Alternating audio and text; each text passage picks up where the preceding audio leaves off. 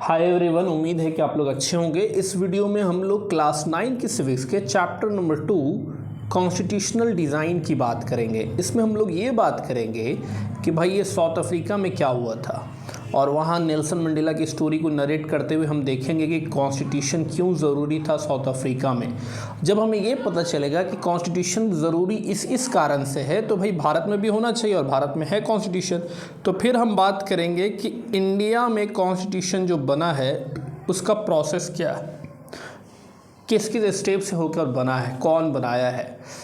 उसके बाद फिर हम बात करेंगे कि कॉन्स्टिट्यूशन तो बनकर तैयार हो गया, तो अब उसकी फ़िलॉसफी क्या है, उसकी बुनियाद क्या है जिस पे कॉन्स्टिट्यूशन बना है। तो आइए शुरू करते हैं चैप्टर को। सबसे पहला टॉपिक है Nelson Mandela and south Africa. तो आप देख पा रहे हैं साउथ अफ्रीका को मैप में। आप अफ्रीका का जो साउथ में है वो साउथ अफ्रीका है। तो किम्बरली वगैरह ये तो खान है, आप जानते ही होंगे। अभी हम लोग शुरू करते हैं नेल्सन मंडेला के बारे में। इस आदमी को लगभग 28 साल जेल में गुजारना पड़ा क्योंकि इस आदमी ने इस सिस्टम का विरोध किया था जिसको हम लोग कहते हैं अपार्थाइड सिस्टम। साउथ अफ्रीका में वाइट लोगों की सरकार थी, उन्होंने एक नया सिस्टम लाया जिसको हम लोग अपार्थाइड कहते हैं, जिसका विरोध करने के कारण प्रॉब्लम हुआ। देखिए हुआ ये कि ये साउथ अफ्रीका को ब्रिटेन ने ऑक्यूपाई कर लिया था। जैसे इंडिया में ब्रिटिश लोग ऑक्यूपाई करते हैं तो यहाँ सेटल नहीं होते उस लार्ज नंबर में, जबकि वहाँ लार्ज नंबर में वो सेटल हो जाते हैं। आज भी आप साउथ अफ्रीकन क्रिकेट टीम में देखोगे तो मैक्सिमम लोग वो वाइट होंगे।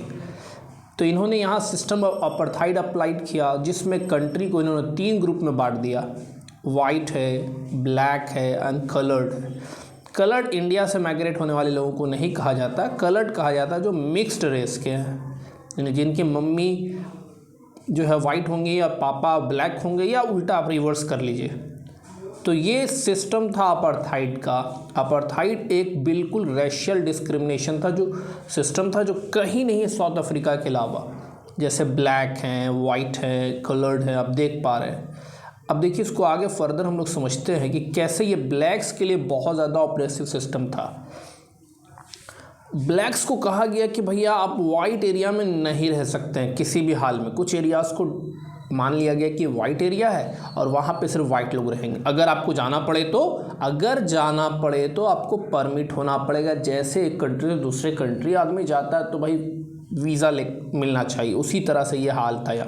यहाँ पब्लिक प्रॉपर्टीज़ अगर इनको यूज़ करना तो उसके लिए डिस्क्रिमिनेशन था। चर्च अलग है, बस अलग है, सारी चीज़ें अलग थी इनके लिए। ब्लैक लोग वाइट चर्च में नहीं जा सकते थे, ना प्रोटेस्ट कर सकते थे, ना एसोसिएशन बना सकते थे, यहाँ तक कि वोट भी नहीं दे सकते थे। इनके लिए सारी चीज़ें अलग थी।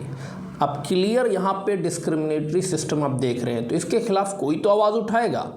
और यहाँ पे आवाज़ उठाया अफ्रीकन नेशनल कांग्रेस ने। जैसे इंडिया में इंडियन नेशनल कांग्रेस लड़ाई लड़ती है आज़ादी की, उसी तरह यहाँ अफ्रीकन नेशनल कांग्रेस होते हैं। तो 1950 से इन लोगों ने ये लड़ाई लड़ी। इसमें कई लोगों ने सपोर्ट किया। सेंसिटिव वाइट्स लोगों ने भी, जिनको लग रहा था ये गलत है, उन्होंने इसका सपोर्ट किया कि भाई ये गलत हो रहा है।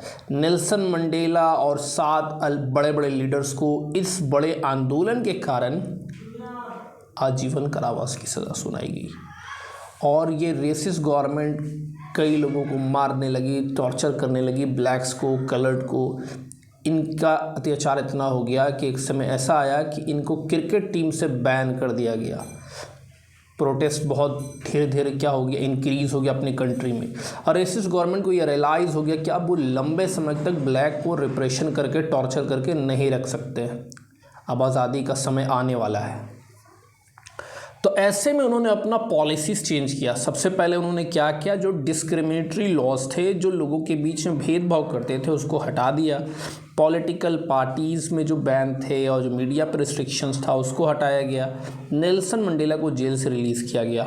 और नेल्सन मंडेला ने उसके बाद क्या हुआ, प्रेसिडेंट का चुनाव लड़ा। और सबसे संजोग की बात, मज़ेदार बात तो ये है कहानी में कि वो चुनाव जीत जाते हैं।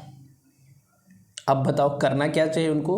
अगर वो बदला लेना चाहते तो ले सकते थे, पूरा राइट था उनके पास, लेकिन वो देश और पीछे चला जाता है। उन्होंने यहाँ पे फॉरगेट एंड फॉरगिव की पॉलिसी अप्लाई और अब ऐसा अपनाते हुए उन्होंने कहा कि भाई हम एक कॉन्स्टिट्यूशन बना रहे हैं जिसमें सब लोगों को इंक्लूड किया जाएगा। ब्लैक लोगों को रिक्वेस्ट किया क्या क्या वाइट्स को माफ़ कर दें, दोनों मिलके एक ऐसा देश बनाएंगे जो इक्वालिटी होगा, सोशल जस्टिस होगा, ह्यूमन राइट होगा।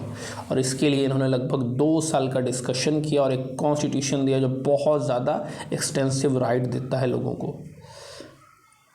ये इनका प्रियम्बल है, आप देख सकते हैं। इन्होंने एक डिसीज़न लिया कि भाई कोई भी इस कॉन्स्टिट्यूशन में एक्सक्लूड नहीं किया जा रहा है, और ना ही जो वाइट लोगों ने इतना अत्याचार किया इसके लिए उनको डेमोन यानी शैतान माना जाएगा या उनको बुरा माना जाएगा, उनको बार बार उनके ख़िलाफ़ प्रोपेगेंडा किया जाएगा, ऐसा नहीं करना है।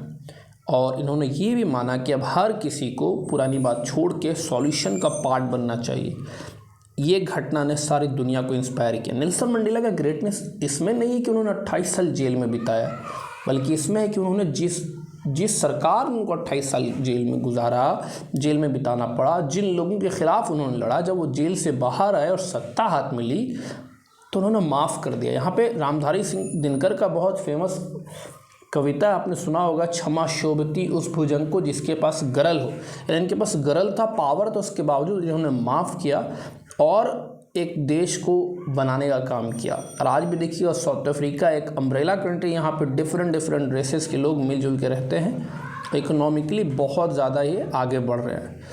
तो अगले वीडियो में हम लोग सेकेंड पार्ट की बात करेंगे कि कॉन्स्टिट्यूशन क्यों रिक्वायर्ड है। इसी तरह से हम लोग लगभग 4 पार्ट में इस चैप्टर को कंप्लीट करेंगे।